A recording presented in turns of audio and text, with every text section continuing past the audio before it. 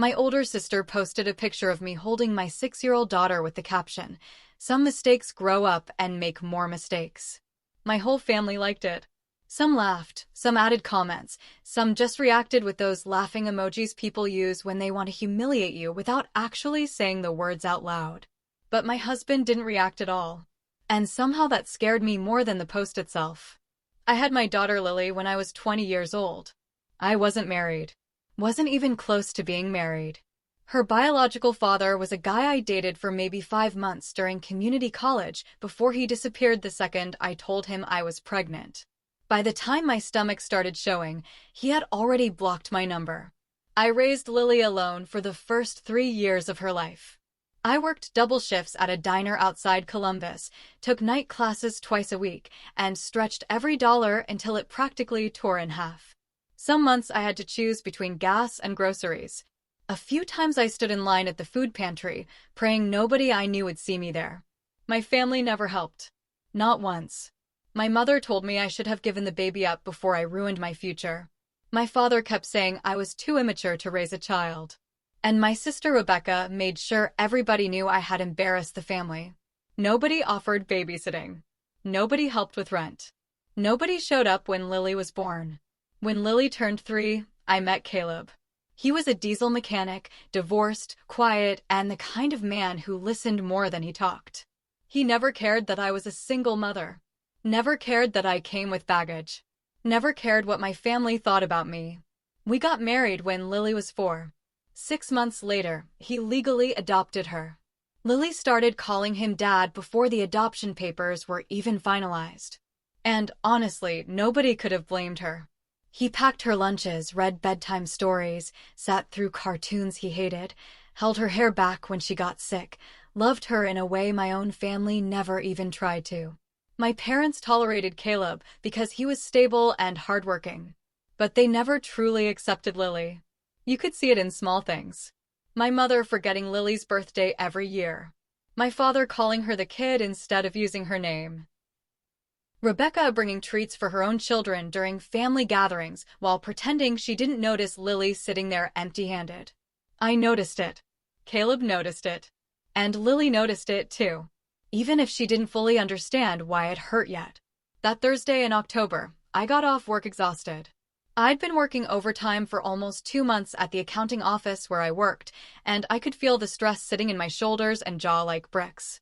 I picked Lily up from school around 5. She was standing near the fence holding a folded drawing against her chest with her backpack hanging halfway off one shoulder. One of her shoelaces was untied. I knelt down and fixed it for her. She stayed unusually quiet. "How was school?" I asked once we got in the car. "Okay, you drew something?" She nodded. "A family picture. You going to show me later?" Another nod. Then she stared out the window the rest of the drive home. She'd been quieter than normal all week. I kept thinking maybe she was tired or maybe some kid at school had been mean. I didn't know yet that something much worse was waiting for me at home. We got back to our apartment a little after 5:30. Caleb was still at the shop. I poured Lily a glass of milk, put crackers on a plate for her, and opened Facebook while she sat at the kitchen table watching cartoons on the small TV in the living room. I wasn't looking for anything specific, just scrolling out of habit. Then I saw the notification. "Rebecca tagged you in a post." My stomach tightened before I even opened it. I clicked anyway. It was a photo from my uncle's birthday party 2 weekends earlier. I didn't even know she had taken it. Lily was sitting on my lap holding a piece of cake while I smiled at her. Honestly, it was a sweet picture. Normal, happy. Underneath it, Rebecca had written, "Some mistakes grow up and make more mistakes." I stared at the sentence 3 times because my brain refused to process it at first. Then I looked at the reactions. 53 likes. My mother, my father, my Aunt Denise, my cousin Ashley, Rebecca's teenage daughter, people I'd spent years trying to keep peace with, trying to forgive, trying to stay connected to for Lily's sake. The comments were worse. My aunt wrote, "She said what everybody thinks." Ashley commented, "Truth hurts." And my mother had reacted with 3 laughing emojis. 3. I felt heat crawl up my chest into my face so fast it made me dizzy. Lily was still eating crackers behind me. Completely unaware, I looked at her tiny sneakers dangling off the chair, a little milk mustache above her lip, and suddenly I couldn't breathe right. "Mommy, can I watch another episode?" "Yeah, baby." My voice sounded strange even to me. She grabbed her plate and walked into the living room. I stayed in the kitchen staring at the phone screen after it dimmed black in my hand. Then I unlocked it again. The post already had more reactions, more laughing faces, more comments. I set the phone down on the counter and gripped the edge of the sink so hard my fingers hurt. I counted to 10, then 20, then 30. My own mother, my own father. Not one person defended my daughter.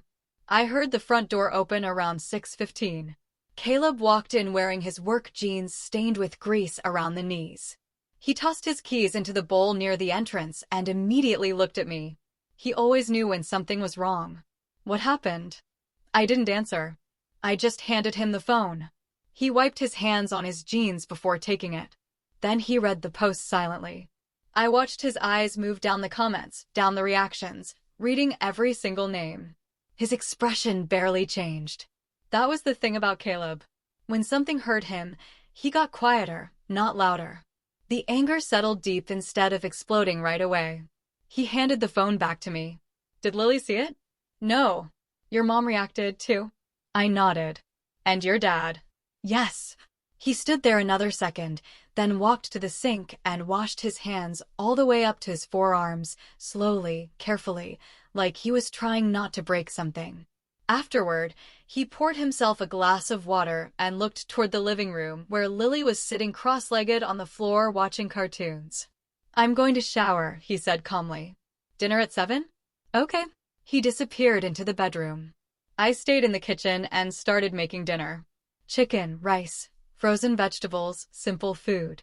I chopped chicken breast while the fluorescent kitchen light buzzed overhead. Lily laughed at something on TV. I kept cutting. The knife hit the cutting board over and over while my mind replayed those laughing emojis from my mother. When Caleb came back out around 6:40, his hair was still wet from the shower. He sat quietly at the table while I finished cooking. Neither of us mentioned the post again. "Not yet." "Dinner," I called softly. Lily ran in smiling. I cut her chicken into small pieces while Caleb asked her about the drawing she made at school. She jumped down from her chair and brought back a folded piece of paper from her backpack. Then she opened it proudly on the table. It was the three of us, Caleb in the middle, me beside him, Lily holding both our hands. Above the drawing in uneven, colorful letters, she had written "My family." And underneath it, smaller and shakier, "The people who love me." Caleb stared at the drawing for a long time. Then he asked quietly, "Can I keep this?" "I made it for you guys," Lily said proudly. He folded it carefully and slipped it into his pocket like it was something fragile. Then he finished dinner without another word.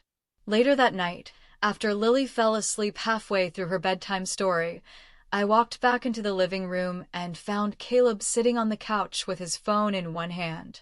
Lily's drawing was laid flat on the coffee table. Next to it sat a framed picture from the courthouse the day he adopted her.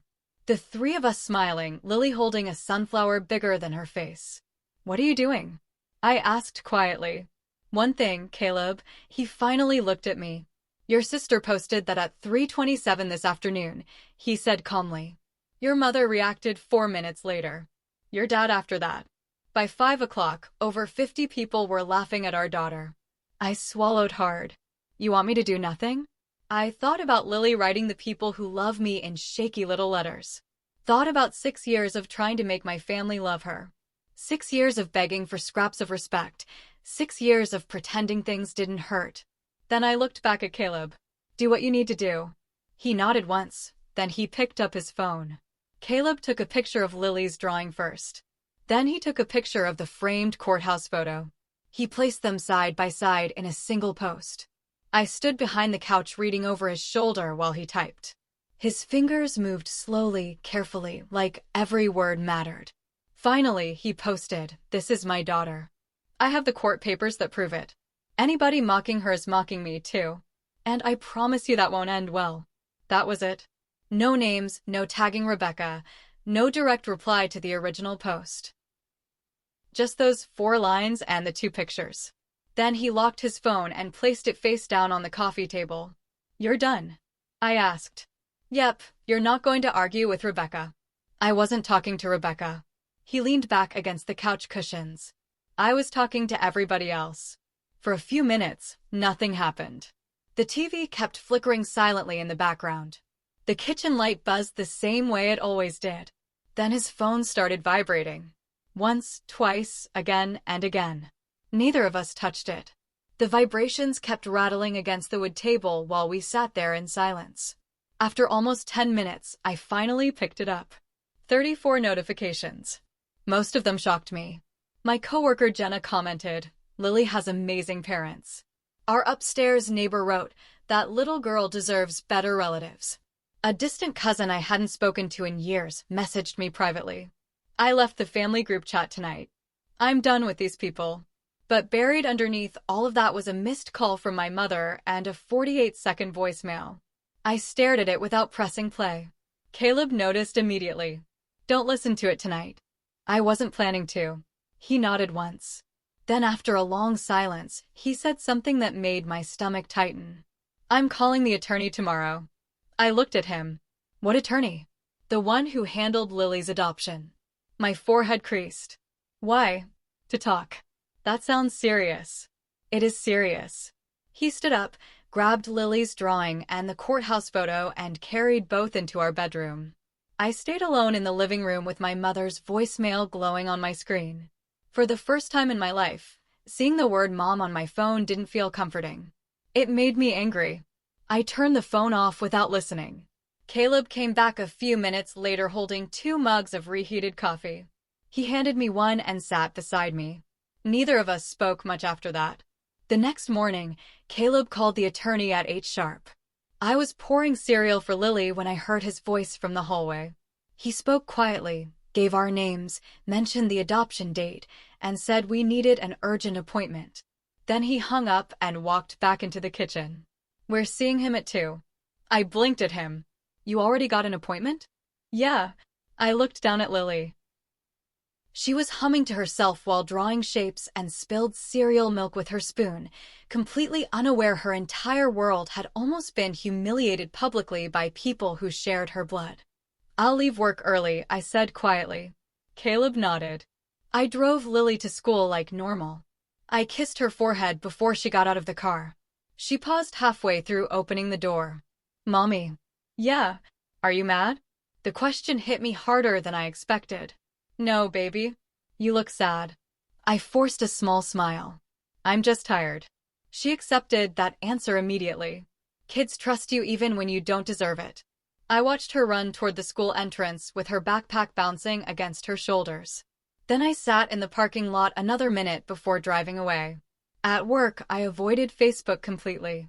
My phone stayed face down beside my keyboard. Jenna stopped by my desk twice. The first time she squeezed my shoulder silently. The second time she left coffee beside my monitor without saying a word. I almost cried over that stupid coffee. At 1:30, Caleb picked me up outside the office.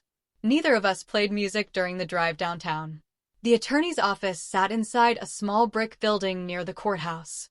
His name was Richard Bennett. Late 60s, balding, heavy glasses. Exactly the kind of man who looked like he'd spent 40 years handling painful family problems. He recognized us immediately. "Well," he said while shaking Caleb's hand. "I wish this visit were under better circumstances." We sat across from his desk.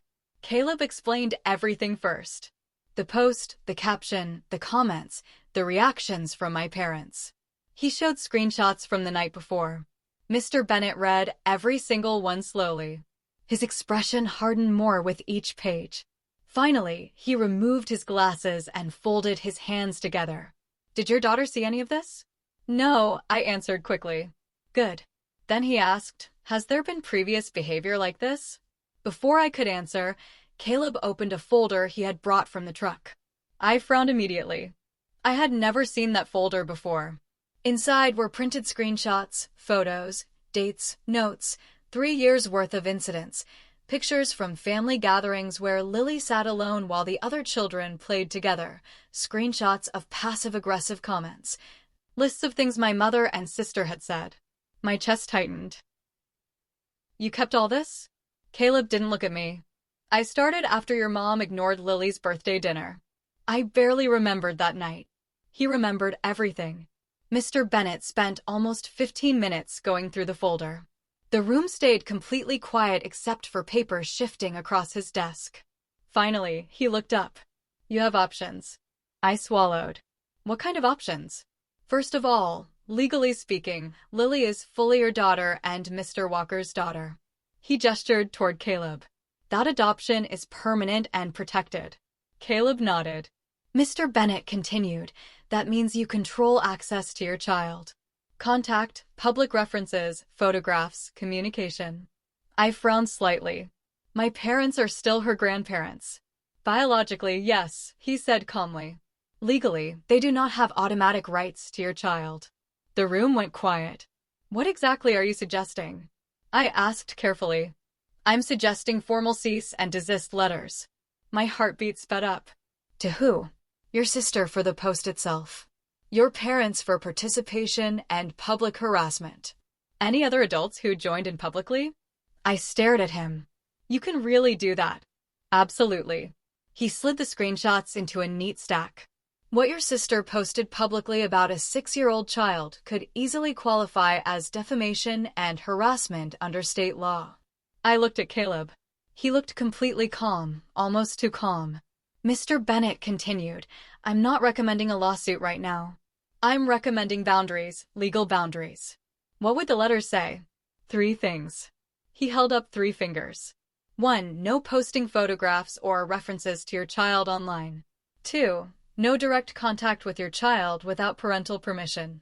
3. Notice that continued harassment may result in civil action.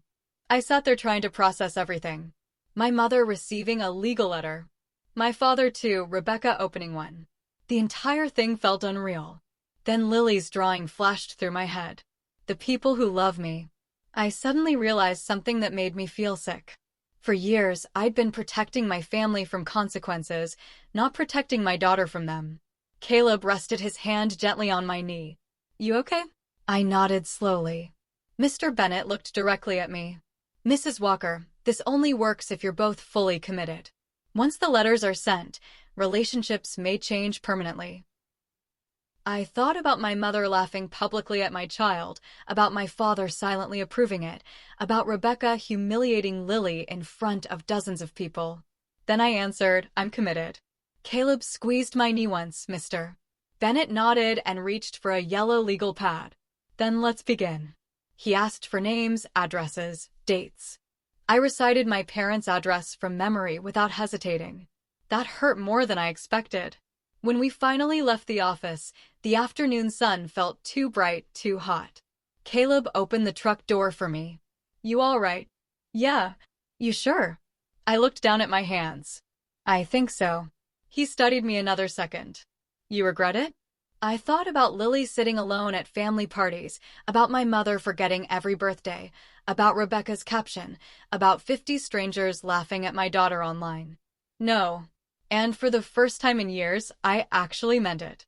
The letters were mailed Thursday afternoon. Certified mail, official envelopes with Mr. Bennet's law office stamped across the front in dark blue ink. He told us they'd probably arrive Monday or Tuesday. Prepare yourselves, he said while walking us to the door. I didn't ask what he meant by that. I already knew. Saturday was Lily's 7th birthday. I almost canceled the party after everything that happened, but Caleb refused. She deserves one good day, he told me. So, we kept the plan simple. A few kids from school, 2 neighbors from our building, pizza, cake, cheap decorations from the dollar store. No family, not mine anyway. Caleb handled the cake himself, chocolate with purple frosting, because Lily had gone through a phase where she wanted everything purple. I blew up balloons Friday night while Lily slept, yellow and lavender. By the time Saturday afternoon came, the courtyard behind our apartment building actually looked cheerful. Lily wore a new dress we bought from Target 2 weeks earlier. White with tiny sunflowers stitched near the collar. She spun in circles before the guests arrived because she liked how the skirt moved. Watching her laugh felt strange after the week we'd had. Like my body still didn't trust happiness yet. The kids arrived around 2 o'clock. There was music from somebody's Bluetooth speaker. Neighbors brought snacks. Jenna showed up with her niece and hugged me before I could even say hello. Nobody mentioned Facebook. Nobody mentioned my family. And, honestly, that made me love those people even more. Lily spent almost the entire afternoon running barefoot across the grass until her braid came loose and her cheeks turned pink from the sun. When we sang happy birthday, she closed her eyes extra tight before blowing out the candles. I wondered what she wished for. I didn't ask. My phone stayed silent all day. No call from my mother, no text from my father, nothing from Rebecca. Not one member of my family acknowledged Lily's birthday. The strange part was realizing it didn't hurt the way it used to. For years, I'd spent every holiday hoping they would finally treat her differently. That Saturday, watching her laugh with people who genuinely cared about her, something inside me finally stopped waiting. Monday morning, Caleb left for the shop before 7. I dropped Lily off at school and headed to work. At 11:15, my phone rang. Mom, I let it ring. 7 minutes later, she called again. Then my father called. Then Rebecca. By noon, I had 8 missed calls and 3 voicemails. I ignored every single one. Around lunch, my father finally texted, "Your mother needs to talk to you. Please call her." I stared at the message for a full minute before locking my phone again. At 1 o'clock, Jenna dragged me out for lunch, even after I insisted I wasn't hungry. We sat outside a small sandwich place near the office. She stirred her iced tea slowly while studying my face. "How bad is it?" "The letters arrived." She winced. "That fast?" "Yep. And my whole family's losing their minds." She leaned back in her chair. "You know what's crazy?" she said quietly. "None of them lost their minds when your little girl got humiliated online." That shut me up because she was right. At 3:30, I finally checked one of the voicemails while sitting alone in my car after work. It was Rebecca crying, angry, talking so fast she could barely breathe. "I can't believe you actually sent lawyers after us over a joke," she snapped. "A joke, Madison. That's all it was." I closed my eyes. Her voice got sharper. "Mom's been crying all day. Dad's blood pressure is through the roof. Aunt Cheryl thinks you've completely lost it." Then came the part that made my stomach turn. All this over a kid who isn't even the message cut off for half a second before continuing. "You always do this. You always make everything dramatic. Call me back." I deleted the voicemail immediately. Then I sat in the parking lot gripping the steering wheel until my fingers hurt. Not because I was sad anymore. Because for 1 second I almost believed her. That's what growing up in a family like mine does to you. It trains you to question your own pain. I picked Lily up from school a few minutes later. She climbed into the back seat smiling. "Guess what?" "What?" "I got a gold star in reading." She held it up proudly. A shiny sticker attached to a worksheet. "Wow," I said softly. "That's amazing." She spent the entire drive home singing a song her class had learned that week. Something about butterflies finding their way home. I listened quietly while driving. When we got home, Caleb was already there. He looked at my face once and immediately knew something happened. Voicemail. I nodded. "Rebecca, how bad?" I set my purse down slowly. She said, "Lily isn't really family." His jaw tightened instantly. Not dramatically, just enough for me to notice. "Okay," he said quietly. That was all just okay. But after 3 years with him, I knew what that tone meant. That night around 8, somebody knocked on our apartment door. I was washing dishes. Caleb walked to the entrance while drying his hands on a kitchen towel. A second later, I heard my mother's voice, panicked, trembling. I walked into the hallway and saw her standing there holding the attorney letter in both hands.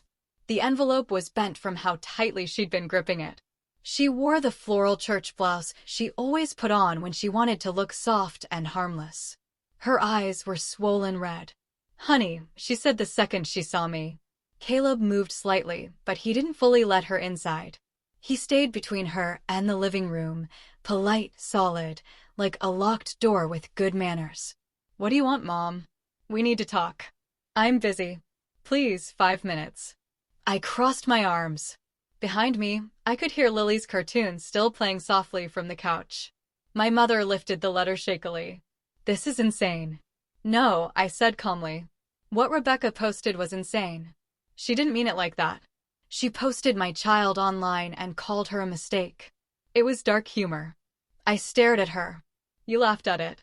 Her mouth tightened immediately. You know how Facebook is. No, Mom. I know how you are. She blinked hard. I wasn't laughing at Lily. Then who are you laughing at? She didn't answer. That silence told me everything. I heard movement behind me. Lily had stepped into the hallway. The second my mother saw her, her expression changed completely. Soft voice, sad eyes, hands opening dramatically. Sweetheart, no, I said immediately. Lily froze. I turned toward her gently. Baby, go finish your cartoon in the bedroom, okay? She looked confused, but she nodded and disappeared down the hallway. The second her bedroom door closed, my mother started crying. Real tears this time. You're really doing this to me? I looked at the woman who spent 6 years watching my daughter get treated like an inconvenience. Then I looked at the legal letter shaking in her hands. No, I said quietly. You did this to yourself. She stepped closer. Madison, we're family. I laughed once before I could stop myself. A short, ugly sound. Family? Her face crumpled. You're punishing me over one mistake. No, Mom, I said softly. I'm finally reacting to 6 years of them. She stared at me like she didn't recognize me anymore. Maybe she didn't because for the first time in my life, I wasn't trying to keep peace anymore. Behind me, Caleb still hadn't moved away from the doorway. My mother looked at him next. You're encouraging this. No, he answered calmly. I'm protecting my daughter. The word daughter hit her hard. I saw it happen physically, like she wanted to argue but couldn't. You can't shut family out forever, she whispered. I looked straight at her. Watch me for a second. Neither of us spoke.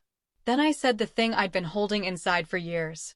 You publicly humiliated a 6-year-old little girl and expected me to stay quiet because you're my mother. That stops tonight. Tears rolled down her cheeks. She looked smaller than I remembered. Older, too, but not old enough to erase what she'd done. What happens now? She asked weakly. If you need something, you contact the attorney. Her breathing shook. You'd really choose strangers over your own family. I thought about Jenna bringing me coffee. About our neighbors celebrating Lily's birthday. About Caleb keeping records for 3 years because he loved my daughter more fiercely than her own blood relatives ever had. Then I answered honestly. No, I said quietly. I already chose my family. Caleb closed the door gently after that. We stood there silently while my mother cried on the other side for almost a minute. Then came the sound of footsteps, then the elevator, then silence. I went back into the kitchen and finished washing dishes with shaking hands. Caleb sat at the table watching me quietly. When I finally finished, he asked, "You okay?" And for the first time in years, the answer surprised me. "Yeah," I whispered. "I think I finally am." 10 days passed after my mother showed up at the apartment. No calls, no surprise visits, no dramatic Facebook posts. At least not ones I could see. I had already blocked Rebecca everywhere. My father stopped trying after the 4th unanswered voicemail. And honestly, the silence felt strange at first, then peaceful. Lily went back to normal quickly. Kids do that when they feel safe. She laughed more, talked more, started sleeping through the night again instead of waking up and climbing into our bed at 3 o'clock in the morning. One Thursday afternoon, she came home excited because her teacher picked her drawing to hang in the hallway outside the classroom. She spent 20 minutes explaining every little detail while Caleb listened like she was presenting artwork in a museum. I stood in the kitchen pretending to cook while secretly watching them watching him. The way he looked at her still hit me sometimes, like he genuinely couldn't understand how anybody could fail to love her. The next week, everything exploded again. I walked out of work around 4:30 carrying my purse and leftovers from lunch when I noticed somebody standing beside my car, Rebecca. She wore a beige dress and heels like she was heading to church instead of waiting to ambush me in a parking garage. For a second, I honestly considered turning around and walking back inside, but she already saw me. Madison. I stopped a few feet away. What are you doing here? We need to talk. No, we don't. Please. She sounded calmer than before. Too calm. Like she'd rehearsed this conversation. I crossed my arms. You have 2 minutes. She exhaled slowly before speaking. I know the post was wrong. I said nothing. I deleted it. Still nothing. I apologized in the family group chat. You publicly humiliated my child publicly. I don't care what you typed in a private group message afterward. Her jaw tightened. Do you really think legal threats were necessary? Yes. Mom's barely sleeping. That sounds like a personal problem. She stared at me like she couldn't believe I'd answered that way.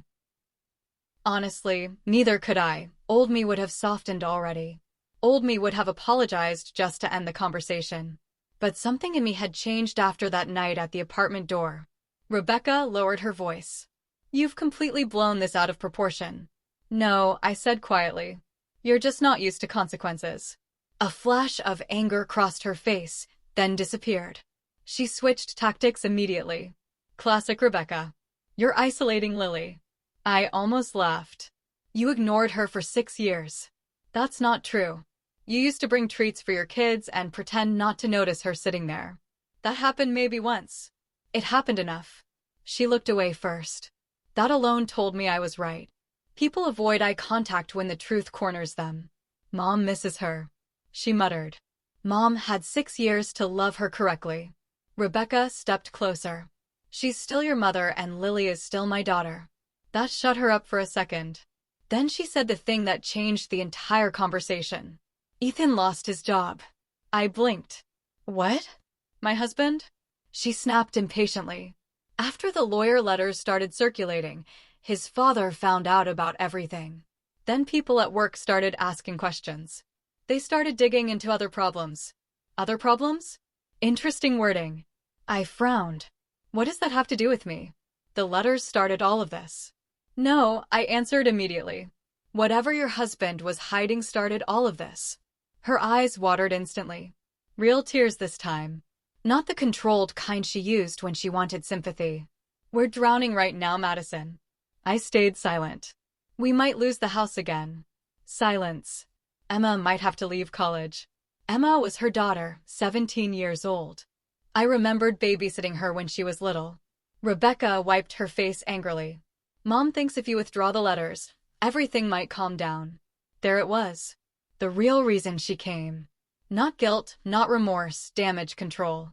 I looked at her standing there in expensive heels beside my car, asking me to remove the only boundaries protecting my child because her own life was collapsing.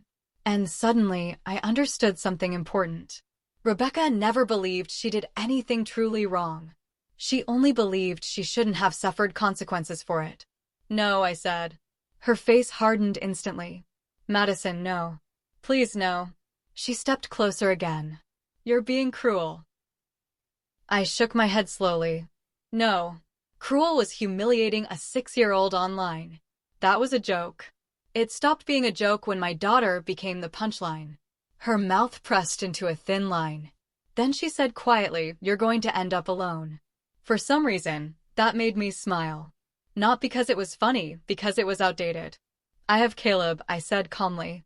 I have Lily. I have friends who actually care about us. I have neighbors who treat my daughter better than her own relatives ever did. That's not family.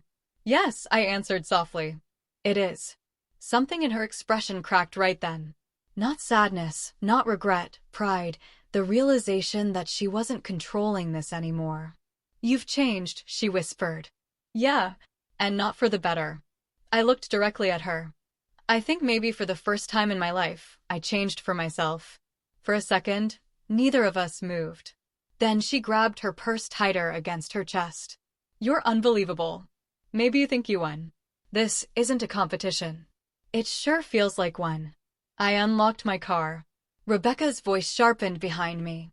When Lily grows up and asks why she doesn't know her family, what are you going to tell her? I paused with my hand on the door handle. Then I turned back slowly. I'll tell her the truth.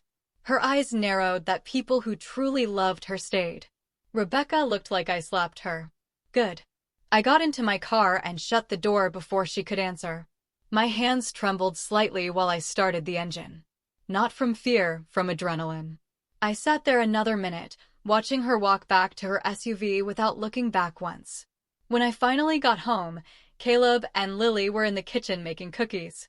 Flour covered half the counter. Lily had somehow gotten chocolate batter on her forehead. The second Caleb looked at me, he knew. What happened? Rebecca was waiting for me outside work. His expression changed immediately. Not panic, calculation. What did she want? She wants the letters dropped. And I said, no. He nodded once. Good. Lily held up a crooked star-shaped cookie proudly. Look what I made. I forced myself to smile immediately. It's beautiful, baby. She grinned and went back to pressing cookie cutters into dough. Caleb waited until she got distracted before speaking again. Did Rebecca threaten you? No. Did she raise her voice? A little. He wiped his hands slowly on a towel. I'm calling Bennett tomorrow. I nodded. Probably smart. That night after Lily went to sleep, I called Mr. Bennett myself and told him everything. The parking garage. Rebecca waiting beside my car. The pressure about the letters, the comments about Ethan losing his job. He listened quietly. Then he sighed. I'll send a second notice. My stomach tightened slightly. What kind? One specifically prohibiting unwanted contact in workplaces or public settings. Can you actually do that? Yes. I leaned back against the couch cushions. Part of me still felt guilty hearing legal language attached to my own family. Mr. Bennett must have heard it in my voice because he spoke gently next. Mrs. Walker, healthy people do not ambush mothers in parking lots to pressure them into removing boundaries, protecting a child. I closed my eyes. Yeah, you're doing the right thing. After we hung up, Caleb sat beside me and quietly pulled my feet into his lap. Then he started unlacing my shoes one by one. No speech, no dramatic comfort, just Caleb being Caleb. Sometimes love looks like somebody silently helping carry the weight you're too tired to hold alone. The second letter reached Rebecca 3 days later. And that was when the rest of the family finally started turning on each other. I found out about the family meeting from my cousin Rachel. Technically, she wasn't even close to me anymore. We hadn't spoken regularly in years. But after Rebecca's Facebook post, she quietly left the family group chat and started checking in on me every couple of days. That Friday night, right before bed, she sent me a message. They're all at your mom's house right now. I stared at the screen. Then another message came. They're trying to figure out what to do about you. I almost laughed at that about you like I was a problem somebody needed to solve. I called her immediately. Rachel answered in a whisper. I'm outside, she said quietly. I walked out 10 minutes ago. What happened? I heard her car door shut. Your mom invited everybody over. Your dad, Rebecca, Aunt Cheryl, Uncle Mike, even Grandma Evelyn. That surprised me. My grandmother almost never involved herself in family drama anymore. She was 82 years old, had arthritis so bad she needed a cane to stand, and spent most of her time at home watching old game shows with the volume too loud. She invited Grandma. Yeah, Rachel said, I think she thought Grandma would pressure you into backing down. I leaned against the kitchen counter while Caleb loaded the dishwasher behind me quietly. And Rachel snorted softly. It didn't exactly go how your mom expected. I stayed silent. She started telling everybody how you've always been rebellious. Said you got pregnant young for attention. Said Caleb's being manipulated. My jaw tightened instantly. Then Rachel added. Grandma interrupted her. That made me blink. What? She literally smacked her cane against the floor and told your mother to stop lying. I turned slowly toward Caleb. He noticed my expression immediately. What? I mouthed. Grandma. He stopped moving completely. Rachel kept talking. She said, your mother spent years treating Lily like she didn't belong. And now she's shocked. There are consequences. I closed my eyes. For some reason, hearing somebody finally say it out loud made my chest ache. Not because it hurt, because it felt relieving. Like somebody finally saw what I'd been carrying for years. What did my dad say? Nothing, Rachel answered immediately. He barely spoke the entire time. That sounded exactly like him. Silence had always been his favorite hiding place. Rebecca cried a lot. Rachel continued, Aunt Cheryl wanted everybody to message Caleb directly, but honestly, nobody seemed eager to poke him right now. I almost smiled at that. Caleb had that effect on people. He rarely raised his voice, but somehow that made him more intimidating. Then Grandma got up and left. Rachel said before she walked out, "She told your mom something else." "What?" She said, "You failed your daughter first, and now you're failing your granddaughter, too." The kitchen went completely quiet around me. Even Caleb stopped pretending to load dishes. Rachel lowered her voice again. "She asked me for your number before she left." That surprised me even more. My grandmother asked for my number. Yeah, I swallowed hard. She said she wants to meet Lily. After we hung up, I stayed standing there staring at my phone. Caleb dried his hands slowly with a dish towel. "You okay?" "I don't know." I honestly didn't. Part of me felt relieved. Another part felt suspicious. And another part felt weirdly emotional over the fact that somebody from my family had finally defended Lily publicly. Caleb walked over. "You trust her?" I don't know if trust is the word, but I looked down at the phone again. She stood up for Lily when nobody else did. He nodded slowly. Then maybe that matters. I thought about it all weekend. About Grandma Evelyn. About the last time I saw her. It had been almost 3 years earlier at a funeral. I remembered walking into the reception hall holding Lily's hand while my mother subtly steered us away from the rest of the family, like we were embarrassing guests she couldn't fully hide. I remembered Grandma watching from across the room. I remembered her lifting her hand slightly toward me. And I remembered my mother rushing us out before we ever reached her. At the time, I told myself it wasn't important. Now, I wondered how many things my mother had controlled that I never questioned. Monday afternoon, I finally called. Grandma answered on the second ring. "Well," she said immediately, her voice rough with age. "About damn time." I laughed before I could stop myself. "Hi, Grandma. How's my great-grandbaby?" The question hit me harder than expected. Not because of the words, because she asked. Nobody in my family ever asked about Lily like that. "She's good. You bringing her to see me or not?" I smiled despite myself. "You really want to meet her?" "I'm 82, Madison. I don't waste energy pretending anymore." That sounded exactly like something Grandma Evelyn would say. We agreed on Saturday afternoon. I didn't tell anybody else. Not my parents, not Rebecca, nobody. Saturday came gray and cold. Lily sat in the back seat asking questions. The entire drive. "Is she nice?" "I think so." "Is she old?" Old? I laughed softly. "Yes, baby. Very old." "Does she have candy?" "I honestly have no idea." That answer disappointed her deeply. Grandma lived in a small house outside Dayton with a tiny fenced backyard full of plants and wind chimes. She opened the front door herself before we even knocked. Tiny woman, white hair, blue cardigan, cane in one hand, sharp eyes that missed. Absolutely nothing. The second she saw Lily, her entire face changed. Not fake, sweet, not performative, soft, real. "Well," she said quietly. "There you are." Lily hid halfway behind my leg immediately. Grandma slowly crouched down with obvious pain until she reached eye level with her. "I'm your great-grandma, Evelyn." Lily studied her carefully, then asked, "Are you super old?" Grandma burst out laughing so hard she started coughing afterward. "That's rude," I whispered automatically. "No."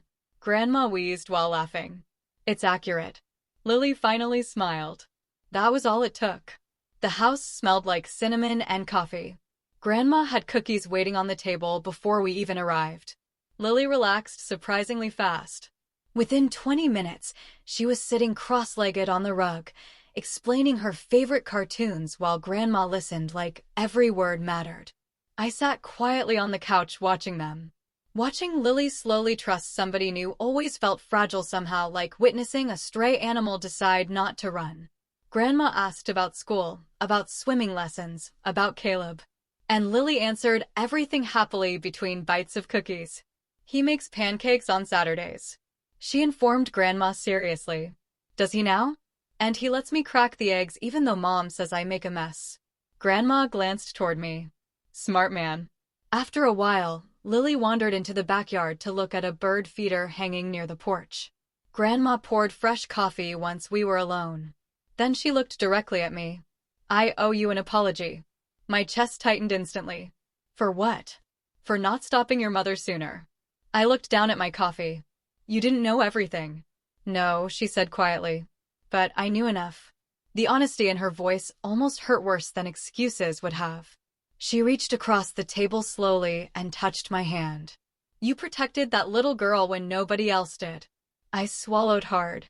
"So did Caleb." Grandma nodded. "That man loves her." "He does." Good simple answer. Simple truth. Then she said something else. "Blood makes relatives. It doesn't make family." I almost laughed at the timing because Caleb had said nearly the same thing weeks earlier. Outside, Lily yelled excitedly about a squirrel climbing the fence. Grandma smiled toward the window. "Bring Caleb next time." "You want to meet him too?" "I want to meet the man who taught my granddaughter she deserved better." That nearly broke me. Not because it was dramatic, because nobody had ever said anything like that to me before. When we finally left that evening, Lily hugged Grandma goodbye without hesitation. Then she climbed into the car, smiling. "I like her." "Yeah, she asks questions." I glanced at her in the rearview mirror. "What do you mean?" "The other grown-ups never ask me stuff." I gripped the steering wheel tighter for a second, then forced myself to relax before she noticed. When we got home, Caleb was grilling burgers on the apartment patio. Lily ran straight toward him the second we parked. "She has bird feeders and cookies, and she wants to meet you, and she laughs really loud." Caleb looked at me over Lily's head. I nodded once, and somehow, without saying anything else, he understood exactly what kind of day we'd had. Grandma Evelyn became part of our routine after that. Not in a dramatic way. Not the kind of movie scene where a broken family suddenly heals overnight, just slowly, quietly, like somebody opening a door carefully after years of keeping it shut. Every Saturday, Lily and I drove out to Dayton. Sometimes Caleb came too. Grandma adored him almost immediately. The first time they met, she watched him fix the loose latch on her backyard gate without being asked and later whispered to me in the kitchen, "That man was raised right." Caleb pretended not to hear her, but I saw the corner of his mouth twitch. Lily started calling her Grandma Evie by Christmas. Grandma pretended to hate the nickname. Secretly, she loved it. Meanwhile, the rest of my family stayed quiet. Too quiet. My mother stopped calling completely. Rebecca disappeared off my radar after the second attorney notice. And my father surprised me. About 3 months after the Facebook post, Mr. Bennett called me personally. "Your father contacted my office." I stopped typing immediately at work. "What?" "He's requesting supervised visits with Lily." I blinked several times. "He what?" "He specifically asked for permission through legal channels." That sounded so unlike my father that I genuinely thought Mr. Bennett had mixed him up with somebody else. My father hated uncomfortable conversations. Hated admitting fault even more. What exactly did he say? Mr. Bennett shuffled papers on the other end. He said he understands trust has been damaged and he's willing to follow whatever boundaries you and your husband decide. I sat there staring at my computer screen while coworkers moved around me. Part of me wanted to say no immediately. Another part remembered something Rachel told me after the family meeting. "Your dad looked miserable the whole night." That evening, Caleb and I talked about it for almost 2 hours after Lily went to bed. "You think he's sincere?" I asked quietly. Caleb leaned back on the couch thinking. "I think your father spent years letting louder people make decisions for him. That doesn't excuse anything." "No," he agreed calmly. "But it explains some of it." I hated that he was probably right. Finally, Caleb looked at me. "What do you want?" I thought about it honestly. Not what my mother would want. Not what Rebecca would want. Not what Guilt wanted. What I wanted. I think I hesitated. I think Lily deserves the chance to know at least one decent grandparent if he's actually willing to try. Caleb nodded slowly. Then we set strict boundaries, so we did. Everything went through Mr. Bennett. 1 visit a month, public place only. 2 hours, one of us always present. No gifts meant to buy affection. No discussions about my mother or Rebecca. No photos posted online. My father agreed immediately. The first visit happened at a park near Lily's school.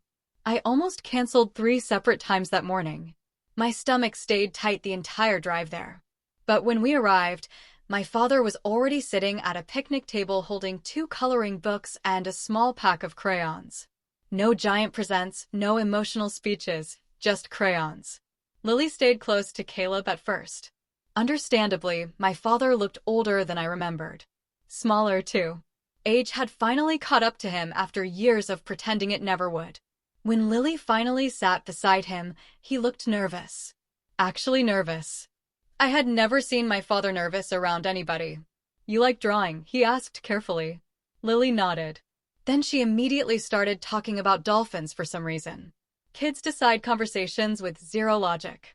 My father listened seriously to every single word. That surprised me most. Not the crayons. Not the apology he quietly gave me later while Lily played nearby. The listening. He stayed fully present with her the entire time. At the end of the 2 hours, Lily hugged him goodbye without prompting. My father looked stunned afterward, like he didn't think he deserved it. Maybe he didn't. But Lily had inherited Caleb's softness instead of my family's bitterness. Thank God for that. The visits continued slowly, carefully, consistently, and over time, something strange happened. My father started changing. Or maybe he stopped pretending. About 6 months later, while Lily and Caleb walked ahead of us at the zoo during one of the supervised visits, I finally asked him the question sitting in the back of my mind for years. "Why didn't you stop her?" He knew immediately who I meant. My mother. He shoved his hands into his coat pockets before answering. "Cowardice," he admitted quietly. I didn't expect honesty that direct. He stared ahead while speaking. "Your mother always had stronger opinions, louder opinions." Eventually, it became easier to stay quiet than fight her. I swallowed hard. And when Lily came along, his face tightened immediately. I told myself things would improve eventually. They didn't. No. We walked several more steps before he spoke again. "I failed you first," he said quietly. Then I failed her too. I looked down at the pavement because suddenly my eyes burned. Not because his apology fixed anything, but because it was real. No excuses, no manipulation, no blaming stress or family tension or misunderstandings. Just truth. A year after the original Facebook post, my father moved out of the house. I found out through Rachel first. Apparently, my mother still refused to admit she'd done anything wrong. Every conversation became a fight. Rebecca moved back in after Ethan left her. Money problems piled up. Arguments got uglier. And eventually, my father got tired of living inside constant resentment. He rented a small apartment downtown near his job. He never asked me to forgive my mother. Never pressured me to reconnect with Rebecca. Honestly, I respected him more for that. Rebecca, on the other hand, completely unraveled. Not publicly at first. Online, she still tried to act normal. Inspirational quotes, filtered selfies, posts about protecting your peace. But according to Rachel, her marriage was collapsing long before my attorney letters ever arrived. Ethan had financial problems nobody knew about. Debt, lies, things hidden from Rebecca for years. Once everything started falling apart, it all came out at once. By the end of the 2nd year, they were officially divorced. Rebecca and her daughter moved back into my mother's house permanently. I didn't celebrate any of it. Honestly, by then, I felt mostly detached, like hearing updates about distant people I used to know. Life moved forward for us, too. Caleb finally opened his own repair shop.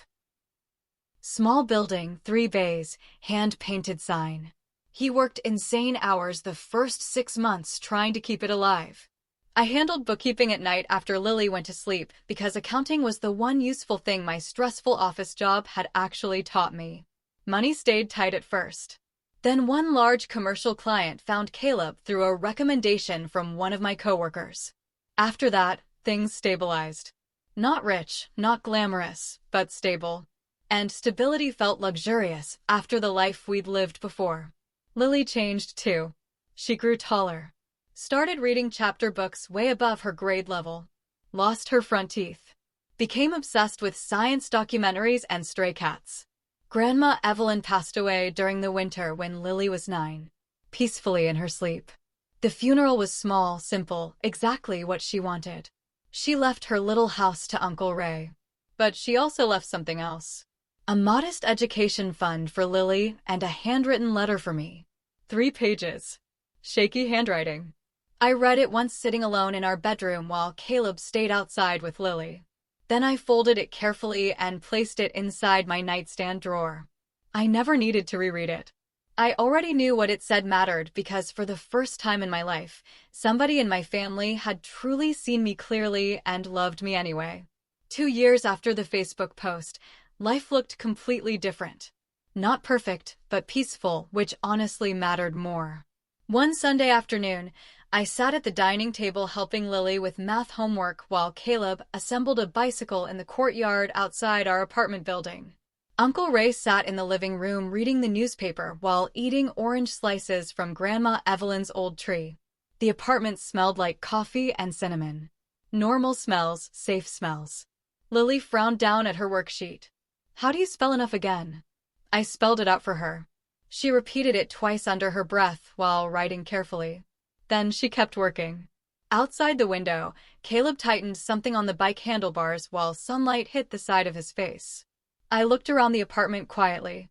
At Lily, at Uncle Ray, at the half-finished bicycle, at the magnets covering our fridge. One held Lily's old family drawing from years ago. The edges were bent now, faded, but still there. Above it hung her gold reading star sticker, a swimming certificate, a school photo missing one front tooth. Tiny pieces of a life we built ourselves. Not because anybody handed it to us, because we protected it. Lily looked up suddenly. "Mom." "Yeah, baby. Can I have another orange?" I smiled softly. "There's some on the counter." She hopped down from the chair barefoot and ran into the kitchen. I watched her go. Then I looked back out the window at Caleb and for the first time in years, thinking about that Facebook post no longer made me angry. It just reminded me of the exact moment I finally stopped begging people to love my daughter properly and started protecting the family that already